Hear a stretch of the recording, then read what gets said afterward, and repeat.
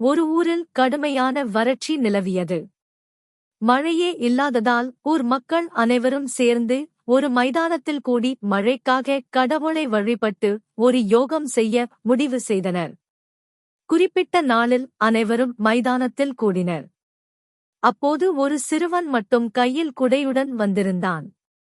அதைப் பார்த்த ஊர் பெரியவர் கேட்டார், "தம்பி, வானத்தில் ஒரு துளி மேகம் கூட இல்லை, பிறகு ஏன் குடை எடுத்து வந்தாய்?"